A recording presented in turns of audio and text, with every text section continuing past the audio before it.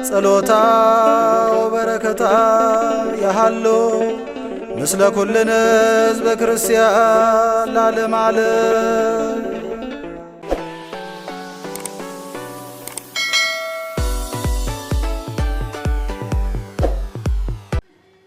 በስመ አብ ወወልድ ወመንፈስ ቅዱስ አሐዱ አምላክ አሜን።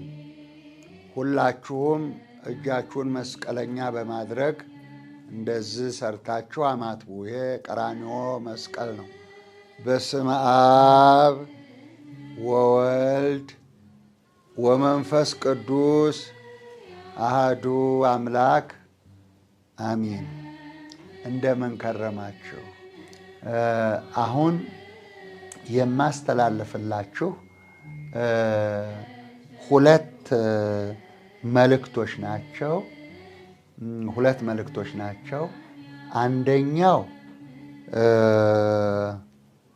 ሌሊት 5 ሰዓት የደረሰኝ መልእክት ነው። አንደኛው እሱን መልእክቱን አስተላልፍላችኋለሁ። እዛ የተቀመጠውን ዘንዶ እዩት። ሁለተኛው ደግሞ 4 ቤተ ክርስቲያን ልታስተካክለው የሚገባትን ለጳጳሳቱም፣ ለቤተ ክህነቱም፣ ለሀገረ ስብከቱም፣ ለካህናቱም፣ ለመዘምራኑም ለሁሉም እንዲደርስልኝ 4 ነገሮች የጎደለው እንዲሞላ ስርዓቱ የእምነቱ ስርዓት እንዲጠበቅ ይህንን እንደ ማሳሰቢያ የምሰጥበት ነው። 2 ነገር ነው የማስተላልፍላችሁ። አሁን በደንብ ስሙ። አስቸኳይ መልእክት ከግብፅ የመጣው ታላቅ ዘንዶ፣ ልብ በሉ። ከግብፅ የመጣው ታላቅ ዘንዶ በድንጋይና በዱላ ቀጥቅጬ ገድየዋለሁ። ደስ ይበላችሁ። ከግብፅ የመጣው ታላቅ ዘንዶ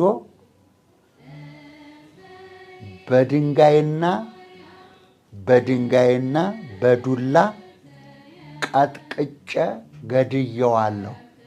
ደስ ይበላችሁ። አንደኛው መልእክት ይሄ ነው። ስሙት በደንብ፣ ኋላ ትጠይቁኛላችሁ። ሁለተኛው ደግሞ በሐዋርያት ሥራ ምዕራፍ 16 ቁጥር 4 በሐዋርያት ሥራ ምዕራፍ 16 ቁጥር 4 ላይ እንዲህ ይላል። ሐዋርያትና ሽማግሌዎች ይላል። ሐዋርያትና ሽማግሌዎች የቆረጡትን ሥርዓት ይጠብቁ ዘንድ ሰጧቸው ይላል። ይጠብቁት ዘንድ ሰጧቸው ይላል። ሐዋርያትና ሽማግሌዎች ልብ በሉ። የቆረጡትን ሥርዓት የወሰኑትን ማለት ነው። መቁረጥ ማለት መወሰን ማለት ነው። የወሰኑትን ሥርዓት ይጠብቁ ዘንድ ሰጧቸው። አብያተ ክርስቲያናትም በሃይማኖት ይጠብቁ ዘንድ አዘዙን ይላል። አብያተ ክርስቲያናት ሕግ አላት። ስርዓተ ቤተ ክርስቲያን የሚባል ሕግ አላት። ስለዚህ በቤተ ክርስቲያናችን ውስጥ 5 ነገሮች አሉ። አንደኛው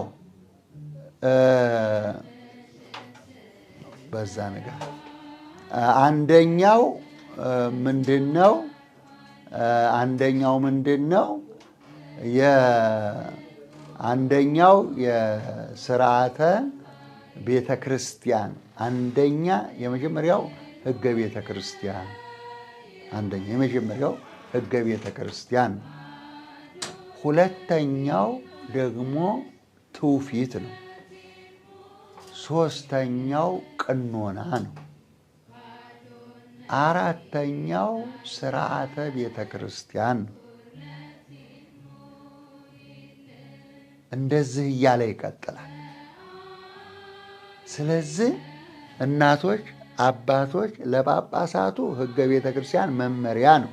ሕገ ቤተ ክርስቲያን ትውፊት ሲወርድ ሲዋረድ ስንቀባበለው እዚህ የደረሰ ነው። ቀኖና ቤተ ክርስቲያን ደግሞ መስፈሪያ መለኪያ ነው። ሥርዓተ ቤተ ክርስቲያን ደግሞ ሥርዓቷን የምንጠብቅበት ነው።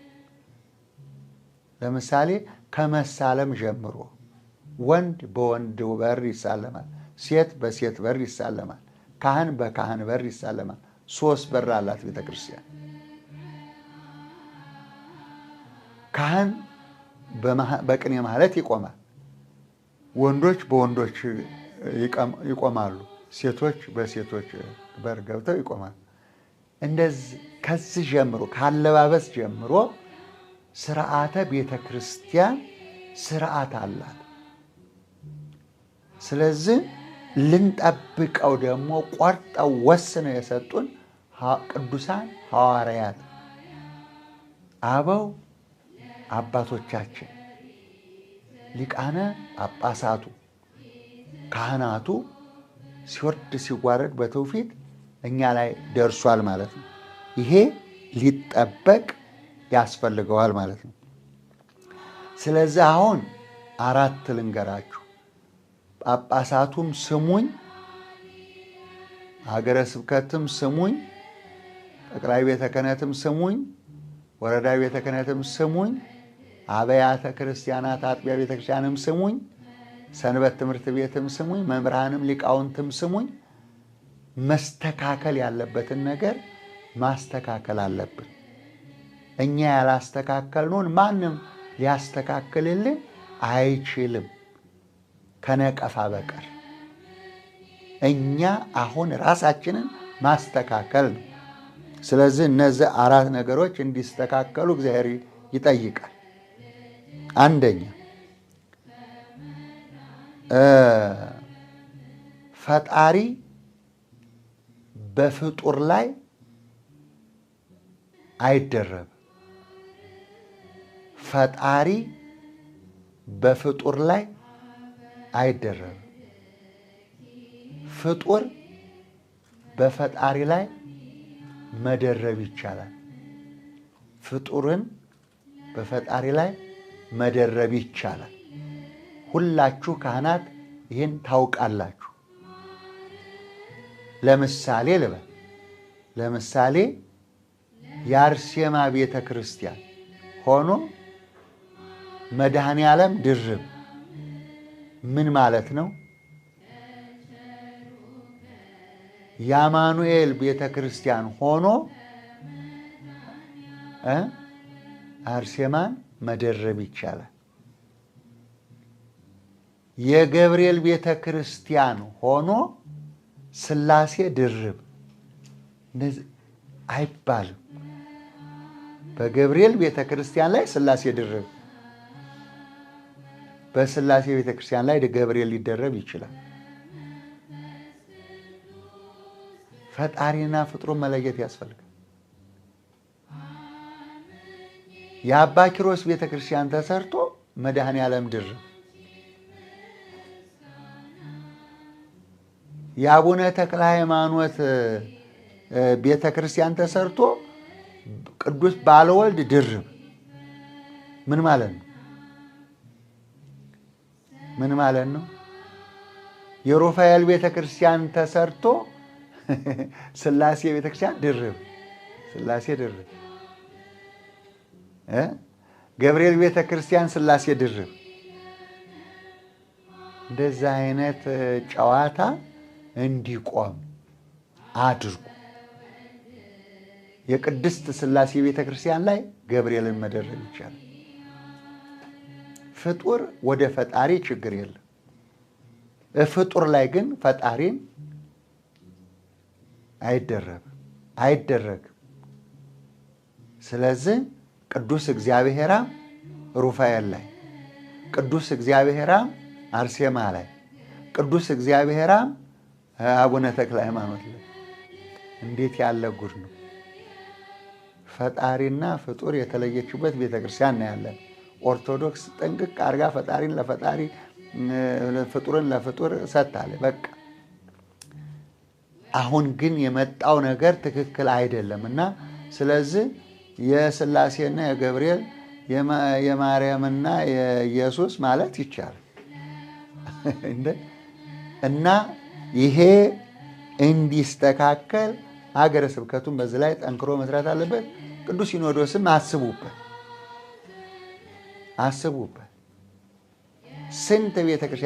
ስንት ቤተክርስቲያን ሄጃለሁና ገብርኤል ቤተክርስቲያን ነው ቤተክርስቲያኑ፣ ግን ሥላሴ ተደርበው።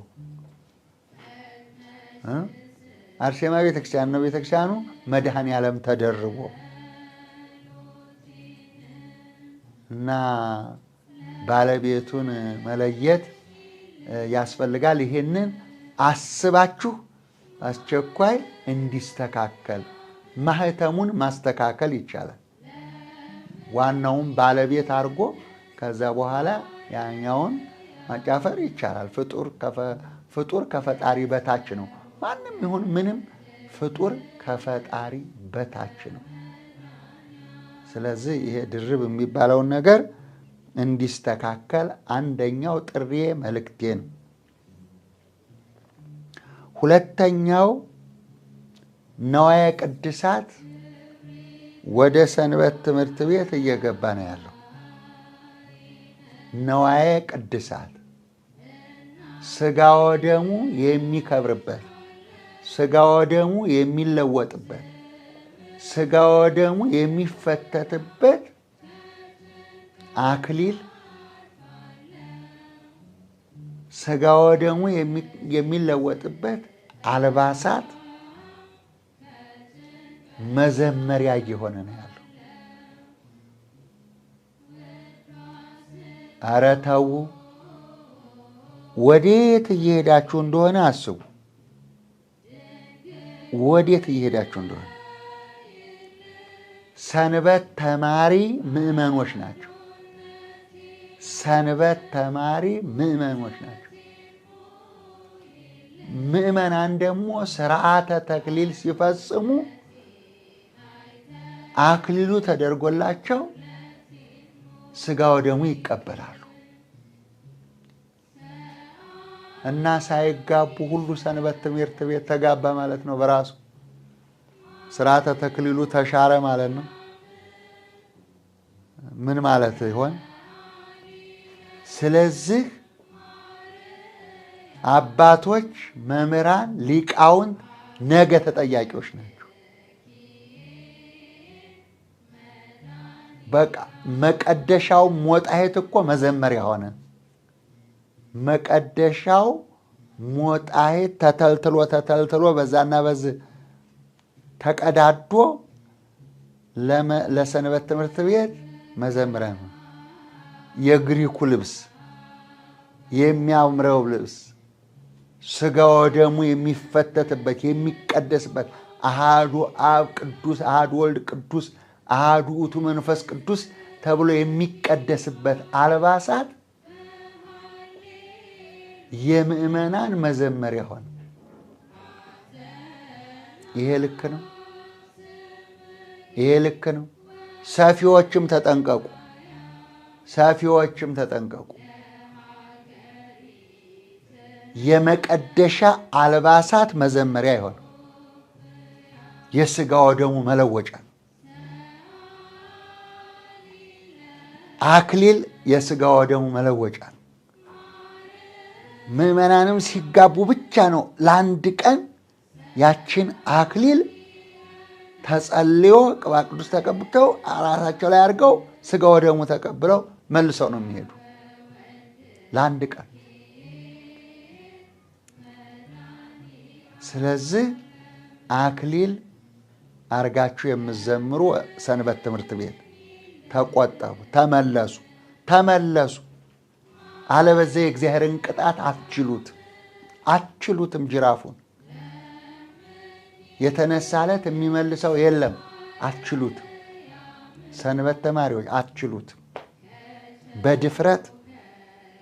በድፍረት መቀደሻውን፣ በድፍረት የሥጋ ወደሙ መለወጫውን በድፍረት እንደዚህ ተካረጋችሁ አትችሉትም።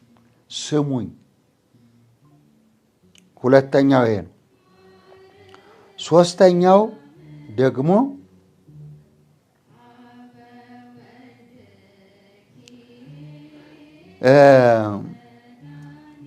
አሁን የመጣ ጣጣ ነው። እስካሁን ድረስ አልነበረም። በገና ተሸክመው አደባባይ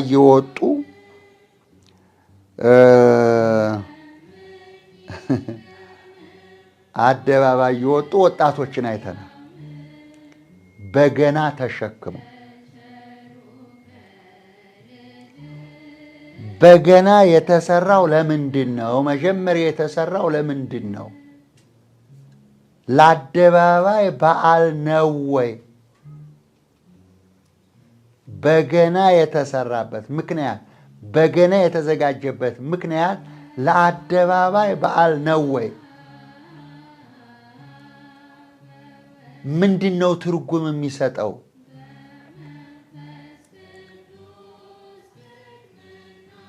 የበገና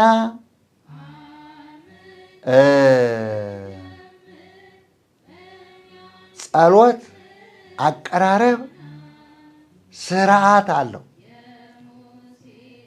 በገና የጾም መዝሙር የሚዘመርበት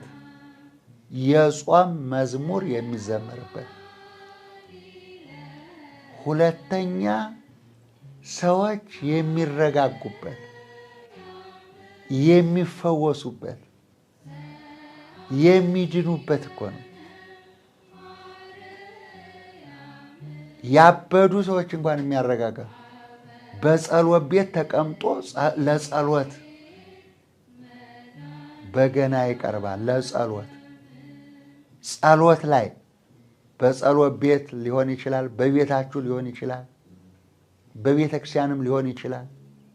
ቤተ ክርስቲያንም በጾም ጊዜ ነው።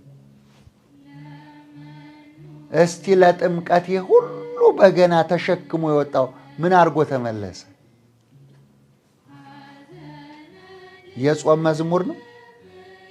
የጽሞና ጸሎት ነው? ሊረጋጉበት ነው?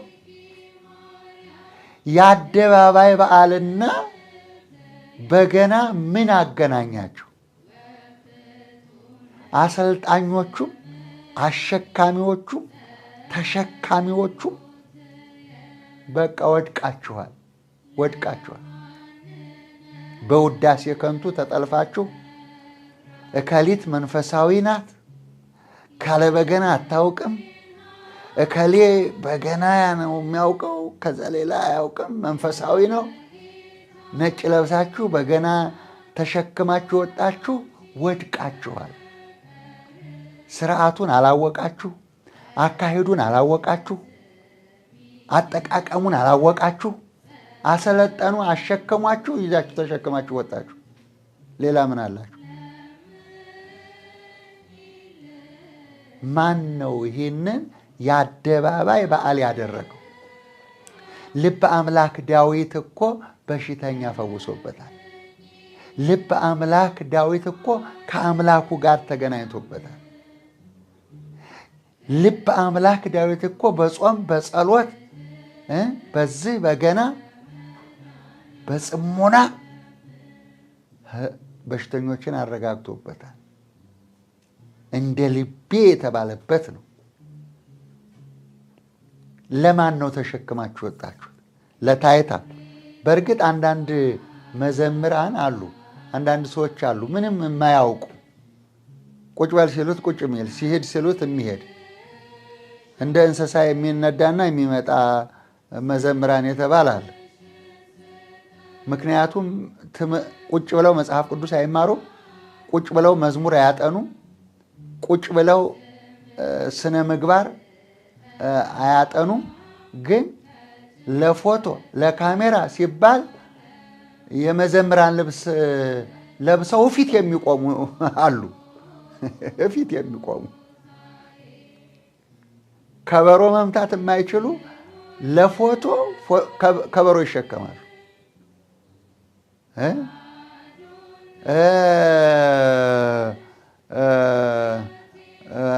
ጸናጽል መቋሚያ አጣጣሉን አመላለሱን የማያውቁ ለፎቶ ብለው ባገድ እዛ ይገባሉ። ለታይታ፣ ለወሬ፣ ለከራሜላ፣ ለፎቶግራፍ የሚሽቀዳደሙ ብዙ ናቸው። ጥናቱ ላይ ግን መጽሐፍ ቅዱስ ላይ ስነ ምግባር ላይ እዛ ላይ የሚሄዱ አንዳንዶቹን አይታችኋል። ጠጉራቸውን አንጨብረው ሰንበት ተማሪ ነኝ ምን ማለት ነው? ጸጉሩን ያልተስተካከለ ሰንበት ተማሪ ነው እንዴ? አንገቱን አደንድኖ ደረቱን ነፍቶ ሰንበት ተማሪ ነኝ ይላል። ምን ማለት ነው? እናም በገና በውስጥ ዋሽንት፣ ክራር፣ መሰንቆ የአደባባይ ነው። መሰንቆ የአደባባይ ነው። ዋሽንት የአደባባይ ነው። ክራር የአደባባይ ነው። መለከት የአደባባይ ነው። በገናው ግን የልብ ነው፣ የውስጥ ነው። ተሸክመን የምንጋጋበት አይደለም። ይህንን አስቁሙልን፣ አስተምሯቸው። መማር እኮ ነው የሚያስፈልገው። ደግሞ ብዙ ሰንበት ትምህርት ቤት እንደዚህ የለም። ብዙ እንደዚህ አይነት ሰዎች የሉ፣ ጥቂቶች ናቸው። እነሱም ትላንት ነው የመጡት። አሁን ግን ሜዳ ላይ ተሸክመው እየጠፉ ነው እና ያሉት። እነዚህ ይስተካከሉ መልእክቴ ነው። ሌላው አራተኛው እና የመጨረሻው በዚህ በጥምቀት በዓል ላይ ሁለት ነገር አይቻለሁ። በዚህ በጥምቀት በዓል ላይ ሁለት ነገር አይቻለሁ። ይሄም ስህተት ካህናቶች ባለመገሰጣችሁ፣ መምህራን ባለመገሰጣችሁ፣ ባለማስተማራችሁ የተፈጠረ ነገር ነው። ሌላ ጋም እንዲሁ ይሆናል። አንደኛ ዲያቆን አያጠምቅም። ዲያቆን የሚያጠምቀው ሲቀስ ብቻ ነው። ቄስ ሲሆን ሁለት ነገር የሚያደርገው ቄስ ብቻ ነው። አንድ ጠበል የሚያጠምቀው ቄስ ነው። ሁለት ቁርባን የሚያቆርበው ቄስ ነው። ሊያጠምቅ ሊያቆርብ ስልጣነ ክህነት ለቄሱ ተሰጥቶታል። ዲያቆን ማን ፈቅዶልህ ነው? ለያው በዓለም አቀፍ አደባባይ እየታየ በዓለም አቀፍ አደባባይ ጃልሜዳ ሳይቀር ዲያቆኖች ወጥተው ጉማ ይዘው የሚያጠምቁት ማን ወክሏቸው ነው? ማን አዟቸው ነው? ሌላው ወጣቶች፣ ምንም የማያውቅ ወጣት ምንጣፍ አንጣፊ፣ አስተናጋጅ ወጥቶ ጠበል ማጥመቂያ ላይ በጉማ ሰው ይረጫል። ወጥቶ በጉማ ሰው ያጠምቃል፣ እሱ ሳይጠመቅ እና ይሄ ትክክል ነው? ምን ማለት ነው? ቤተ ክርስቲያናችን ትፈቅዳለች? በአደባባይ የሚታይ በአደባባይ የተሰራ ነገር ልደብቁት አትችሉም። መቼም ጳጳሳቱ፣ ቀሳውስቱ፣ መነኮሳቱ ሊያጠምቁ ይችላሉ። ተጠማቂዎችም ምእመናን ማን ነው የሚያጠምቀን በሉ እንጂ። እንዲህ አንድ ምንጣፍ አንጣፊ አስተናጋጅ ወጣት ጉማ ይዞ ሲረጫችሁ ትጠመቃላችሁ ዝም ብላችሁ? ምን አለውና? ስልጣነ ክህነት እኮ የለውም። እንደናንተ ተጋፍቶ መጠመቅ ነው የእሱ ስራ እንጂ ማጥመቅ የለበትም። ስለዚህ ማን ነው የሚያጠምቃችሁ? መስቀል ተሳልማችሁ በካህን እጅ ተጠምቃችሁ ነው መምጣት ያለባችሁ እንጂ በዲያቆን በወጣቶች ተጠምቃችሁ ከሆነ ራሳችሁ ጠፍታችኋል። ስርዓት አጥፍታችኋል። ስርዓተ ቤተ ክርስቲያንን አበላሽታችኋል። ተጠማቂዎችም ትጠየቃላችሁ። አጥማቂው ብቻ አይደል፣ ተጠማቂዎች ስርዓተ ቤተ ክርስቲያን ሕገ ወጥ ስለተሰራባት። ስለዚህ ዲያቆን፣ ወጣት፣ አጥማቂ አይደል። ስልጣነ ክህነት ቄስ የሆነ እግዚአብሔር ይፍታ ማለት የሚችል ብቻ ነው። ጠበል በየቦታው ጸበል ቦታም ስትሄዱ፣ በጥምቀትም በቤተ ክርስቲያንም በየትኛውም ቦታ ወጣት ከሆነ ዲያቆን ከሆነ አንተ ስልጣነ ክህነት የለህም፣ እኔን ማጥመቅ አትችልም ማለት አለባችሁ። እንዲማር ማለት ነው። ድፍረት ስለሆነ እሱ በድፍረት ስለሆነ የመጣው በድፍረት ስለሆነ። ስለዚህ የጉማ ተመችቷቸዋል። እየጎተቱ ሕዝብ እናጠምቃለን የሚሉ ዲያቆናትና ወጣቶች በፍጹም በፍጹም በፍጹም ቤተክርስቲያን ማስተካከል ያለባት ጉዳይ ነው። ቤተክርስቲያን ስርዓቷን ታስተካከል። ይሄ የወረደ ከታች ሲወርድ ሲዋረድ የመጣ ስርዓት እንጂ አዲስ ስርዓት አይደለም። ስለዚህ እናቶች፣ አባቶች፣ እህቶች፣ ወንድሞች ይህንን እንድታስተካክሉ፣ አጥማቂዎቻችሁን እንድታውቁ፣ አቁራቢዎቻችሁን እንድታውቁ